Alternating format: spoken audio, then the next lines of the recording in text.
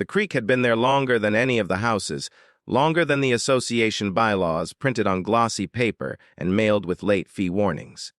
It cut quietly through the back of the property, a shallow ribbon of moving water that swelled in spring and shrank in August, doing exactly what creeks had always done.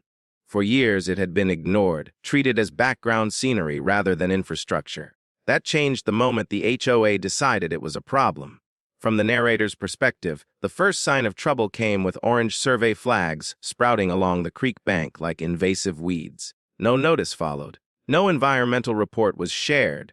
There was only the sudden appearance of contractors one weekday morning, their trucks parked neatly under the HOA's newly installed, no unauthorized parking signs. By the end of that week, the sound of water moving over stones was replaced by the hollow scrape of machinery. Concrete arrived next. The HOA called it an improvement, a drainage stabilization project. What it actually was became obvious almost immediately. The natural channel was narrowed, boxed in, and partially sealed, turning a living creek into a rigid concrete choke point. Water that once spread out and slowed now had nowhere to go. It backed up, pooled, and pressed outward, searching for escape the way water always does. At first, the damage was subtle. The narrator noticed damp soil where dry ground used to be. Grass stayed green longer than it should have. Mosquitoes appeared early that year, thriving in the shallow standing water forming just beyond the concrete barrier. The HOA, meanwhile, congratulated itself in the monthly newsletter, celebrating reduced erosion risk and improved aesthetics. What they didn't realize was that by blocking the creek, they had interfered with a protected waterway subject to county and federal oversight. They hadn't just redirected water. They had changed the land's behavior. And as the first heavy rains of the season began to fall, the narrator watched the creek rise against the concrete wall, pressing higher each hour, quietly setting the stage for consequences no one in the HOA had planned for. The water was patient, it always was. By the time spring rains arrived in earnest, the concrete obstruction revealed its true purpose. Not control, but defiance of natural flow. Water began to linger where it had never lingered before. The creek no longer whispered past the property line. It stalled, spread, and soaked downward and outward, saturating soil that had never been meant to hold it for long. The narrator noticed it first at the edges. Fence posts darkened at their bases. Small puddles appeared days after rainstorms and refused to disappear. The ground developed a spongy give underfoot, the kind usually reserved for marshes and riverbanks. Meanwhile, upstream, the water level climbed higher than historical norms, pressed back by the rigid concrete throat the HOA had installed. Downstream, the opposite problem emerged. What little water escaped the blockage rushed through too fast, carving channels where gentle flow once existed. The creek had lost its balance, and the land responded accordingly. The HOA dismissed early concerns. Maintenance notices were sent instead, warnings about overgrown grass and standing water attracting pests, as if the symptoms could be cured without addressing the cause. Landscaping crews were dispatched to reseed areas that refused to dry. Drainage consultants were mentioned, then quietly ignored. What no one in the HOA acknowledged was that the land itself had begun changing classification. Native wetland plants started appearing uninvited, sprouting along the soggy perimeter of the blocked creek. Cattails, sedges, species that only thrive when water overstays its welcome. Frogs followed, then birds. By late spring, the narrator understood something fundamental. The HOA hadn't solved a drainage issue. They had created a hydrological event. The concrete hadn't eliminated water, it had trapped it, slowed it, and forced it to behave like something else entirely.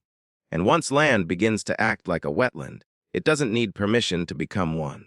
The turning point didn't come with a flood or a dramatic collapse. It came with a clipboard. County inspectors arrived on a gray morning, their boots sinking slightly into the softened ground as they walked the perimeter of the creek. The narrator watched as they paused often, taking measurements, marking notes, and photographing areas that the HOA had recently tried to correct with fresh mulch and sod. None of it fooled anyone who understood water. What triggered the inspection was almost anticlimactic. A routine environmental compliance check tied to a nearby development had flagged altered water flow in the watershed. The creek, once minor and unremarkable, had suddenly shown irregular behavior in county records. Water levels didn't match rainfall data. Drainage patterns had shifted. Someone upstream had interfered. The concrete structure became the focal point. Inspectors traced the water's path, noting where flow had been restricted and where it had escaped laterally into surrounding properties. They identified soil saturation zones extending well beyond the original creek banks. Wetland indicator plants were cataloged. Wildlife activity was logged. By the end of the inspection, the language changed. What the HOA had labeled as a drainage improvement was now referred to as an unauthorized modification of a natural waterway. Worse, the prolonged saturation meant the area was in the process of being reclassified as jurisdictional wetland. For the HOA, this wasn't just a fine. It was a regulatory nightmare. Wetlands couldn't be altered, filled, or managed casually. Setbacks applied, restrictions multiplied. Entire parcels of land suddenly fell under environmental protection. The narrator realized the irony immediately. In trying to control the creek, the HOA had elevated its importance. They had taken something they could have lived with and transformed it into something they would now have to answer, indefinitely. The clipboard closed. Photos were uploaded, and the neighborhood's future quietly shifted course. The consequences arrived not as floodwater but as paperwork. Revised county maps were published weeks after the inspection, and with them came a subtle but devastating shift. Areas that had once been labeled as common green space were now shaded differently, marked with language the HOA had never wanted to see associated with their manicured neighborhood. Wetland buffers, protected zones, limited use areas. The narrator watched board members scramble. Emergency meetings were scheduled. Legal counsel was hired. The tone of HOA communications shifted from confident enforcement to frantic reassurance. Homeowners were told everything was under review, even as restrictions quietly went into effect. Routine maintenance stopped. The HOA could no longer mow certain areas without permits. Fertilizer applications were suspended. Drainage improvements were prohibited entirely. The concrete structure that started everything was ordered to remain untouched until further notice, its removal now subject to environmental impact studies. Water continued to behave as water always does. The saturated ground refused to dry. Seasonal rains expanded the wet areas further, and the wetland plants grew thicker, more established.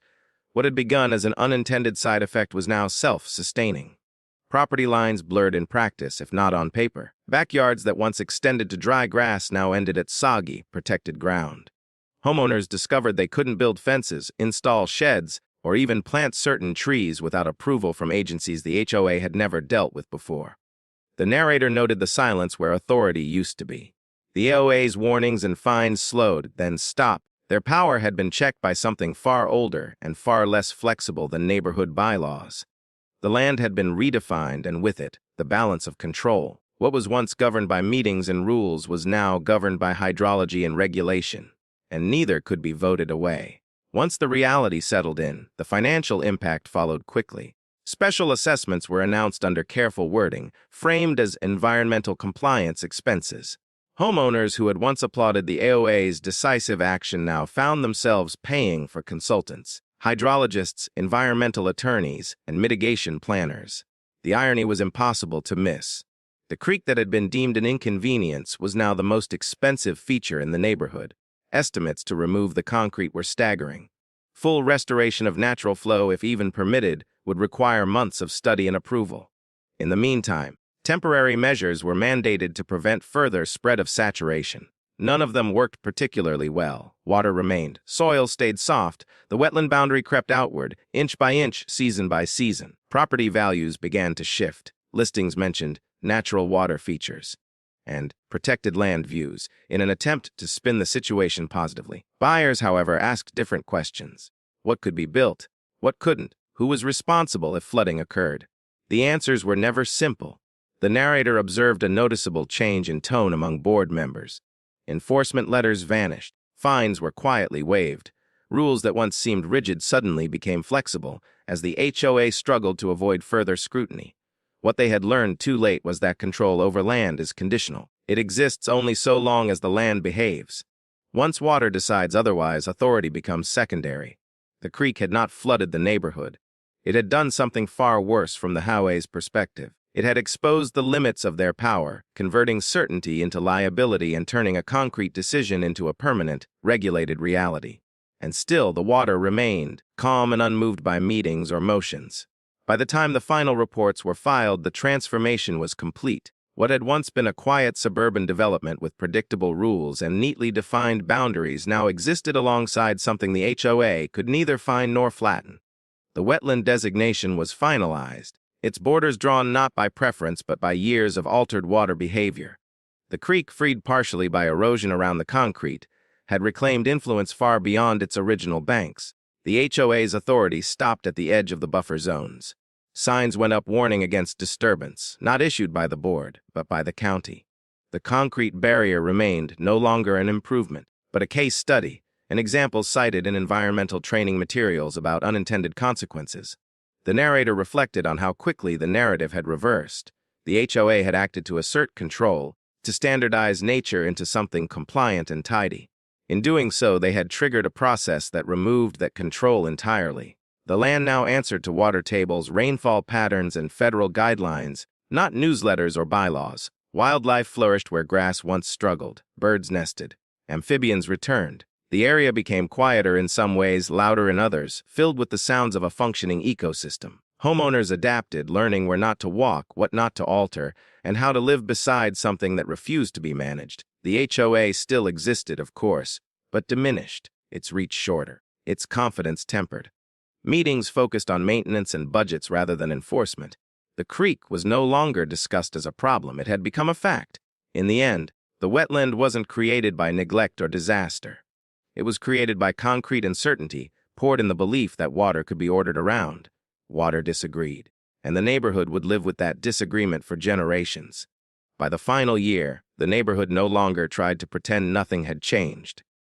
The wetland designation was fully enforced, no longer provisional or under appeal. What began as damp soil behind a concrete wall had matured into a recognized environmental zone, complete with buffers, monitoring requirements, and permanent restrictions. The creek, once ignored, now dictated where people could walk, build, or even trim vegetation.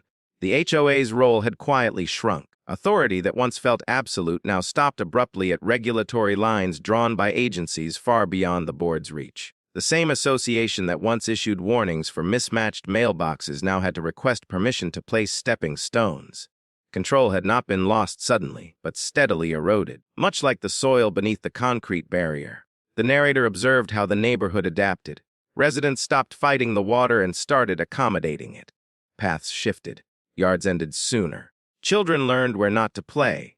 What couldn't be changed was accepted, not because it was convenient, but because resistance had proven expensive. The concrete structure still stood, cracked and weathered, no longer serving its intended purpose. It hadn't stopped the creek. It had slowed it just enough to change everything around it. Water flowed where it could, pooled where it wasn't allowed, and stayed long enough to rewrite the land's identity. The HOA never admitted fault publicly. Official statements used careful language, blaming unforeseen environmental factors. But the outcomes spoke louder than any newsletter. A single decision made to impose order had triggered a chain reaction that replaced authority with oversight and convenience with permanence. The creek remained patient and indifferent, and the neighborhood learned, too late, that when you try to force nature into compliance, nature doesn't argue back. It simply reclassifies the land.